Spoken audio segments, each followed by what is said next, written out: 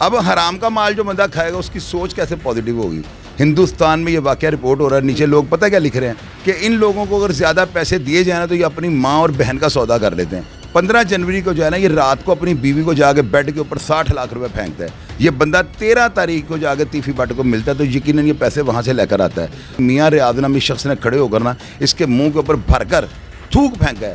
السلام علیکم ناظرین, میں ہوں آپ کا میزبان عمر بلوچ. ناظرین, آپ کو لمحہ و لمحہ میں نے بے خبر رکھا کہ پلاج کے ساتھ کیا ہوا, یہ دشمنی کیا تھی, یہ دشمنی کہاں سے سٹارٹ ہوئی, کون کون اس دشمنی کی بھینٹ چڑھا. آپ کو ایک ایک چیز کی میں نے خبر دی جناب کہ سارا معاملہ کیا تھا. لیکن یہاں پہ ٹویسٹ آیا کہ بچپن کا دوست, 13-14 سال پرانی دوستی تھی, احسن شاہ, اس کا جو مرکزی کردار نکلا کہ اس نے کیسے ڈائریکشنز دی, اس نے کیسے سارا معاملہ کیا, کتنے پیسے لیے. آج اس کی آپ کو ہسٹری بتاؤں گا کہ آخر وہ کون تھا, اس کے بڑے کیا کرتے تھے, اور کچھ 8 ٹنڈوں کا بھی جو ہے وہ اس میں ذکر ہوا کہ 8 ٹنڈے کس کی ہیں, اور پولیس اسٹیشن میں کون ملنے گیا, اور کس نے کس کے منہ پہ تھوکا. آپ کو ایک ایک چیز کا جناب گہرائی میں جا کے, جس طرح سمندر کی گہرائی ہوتی ہے, آپ کو گہرائی سے جا کے آج چیزیں نکال کے میں دکھاؤں گا. پروگرام دیکھیے گا, بڑا مزیدار ہے. السلام علیکم. وعلیکم السلام. سر کیسے ہیں آپ؟ اللہ کا شکر. پہلے تو میں معذرت اگر میں نے کوئی غلط بات کر دی ہو انٹرو میں. آپ غلط بھی کریں گے, وہ بالکل لوگوں نے دیکھنے پسند کر رہے ہیں کیونکہ آگے سے حقیقت شروع ہونے لگی. آپ نے 8 ٹنڈے کا ہے نا, وہ 9 ہیں. ایک ٹنڈ مطلب کہ میں بھول گیا, کم کہا ہے آپ نے, میں نے کلیئر کر دیا. 9 ٹنڈے ہیں ٹوٹل. ٹھیک ہے سر.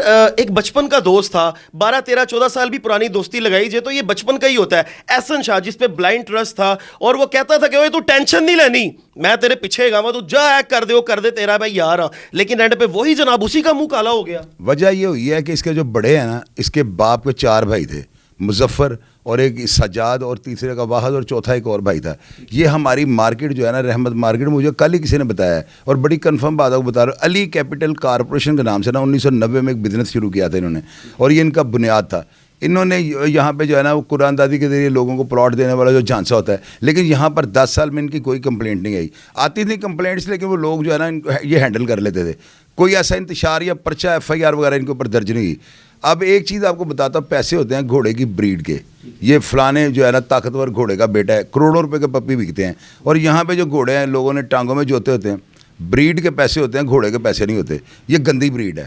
اس بندے کے آباء و اجداد جو ہے نا بڑے, ان کے اوپر اس پاکستان کے مختلف شہروں کے اندر جو ہے نا 200-250 مقدمات درج ہیں, جو فراڈ کے, جو پراپرٹی کا غبن, پتہ نہیں اس طرح کی کس طرح کی ان کے FIR ہے. اور ایک ٹائم پہ اس خاندان کے اوپر اتنا عروج تھا, جب پیپلز پارٹی کی حکومت آئی تھی تو انہوں نے جو ہے نا پورے پاکستان کے 100 شہروں کے اندر دفتر بنا لیے تھے پراپرٹیز کے, اور بہت بڑا نیٹ ورک ان کا ہو گیا تھا.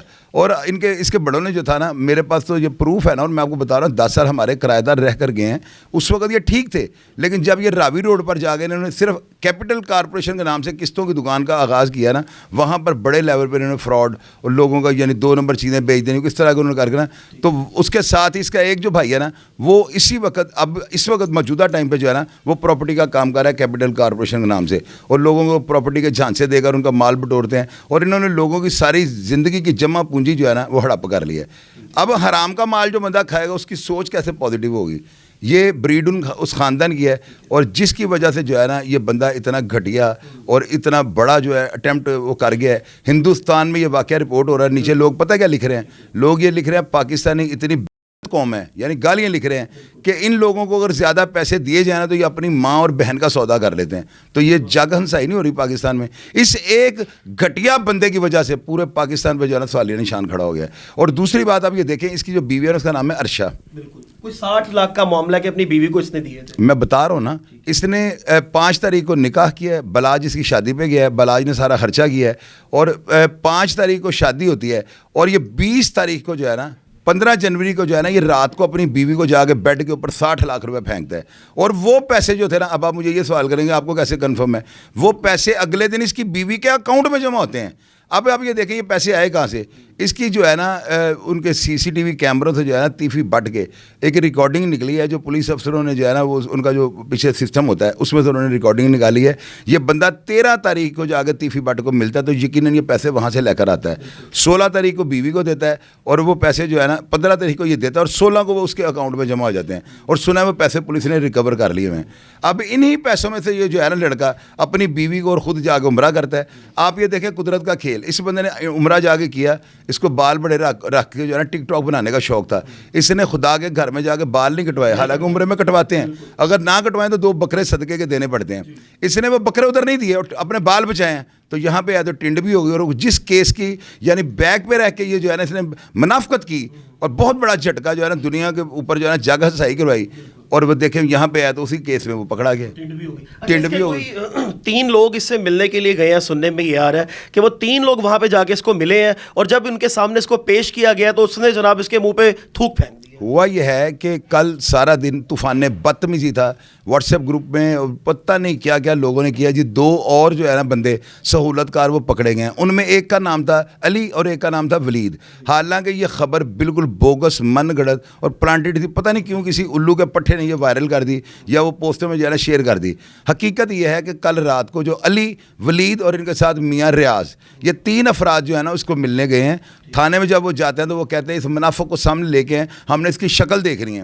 پولیس والے ظاہرہ ملاقات کروانے کے لیے آتے اور پولیس اس کے اوپر بہت غصے میں ہے. پولیس کا بس نہیں چل رہا, پولیس اس وقت بے بس ہے. اگر ان کو تھوڑی سی ان کو پشت پناہی کی جائے, افسر ان کو تفتیشیوں کو حوصلہ دینا, تو یہ کیفر کردار پہ پہنچ سکتا ہے. خیر وہ انہوں نے اس کو بلا کے انہوں نے پوچھا ہاں بھی بتاؤ کیا کیا. جب اس نے واقعہ بتایا نا تو میاں ریاض نامی شخص نے کھڑے ہو کر نا اس کے منہ کے اوپر بھر کر تھوک پھینکا ہے. یعنی وہ تھوک برائے نام نہیں, فزیکلی طور پہ جو ہے نا سودا اس نے اس کے منہ کے اوپر پھینک دیا. تو کیا رہا اس کے پلے. اور دوسری بات آپ یہ دیکھیں کہ اس بندے کے اوپر جو پولیس والوں نے وہاں پہ کیا نا, میرے سننے میں یہ ہے کہ پولیس والوں نے اس کو ایسی جو ہے نا چیزوں کا جو ہے بنایا ہے, نشانہ بنایا ہے کہ اس کی غیرت ہی مر گئی ہوگا اب ساری زندگی. یہ بندہ کبھی کسی کی آنکھ میں آنکھ نہیں ڈالے گا. باقی باتیں عوام خود سمجھ آئی پولیس کیا کرتی ہے.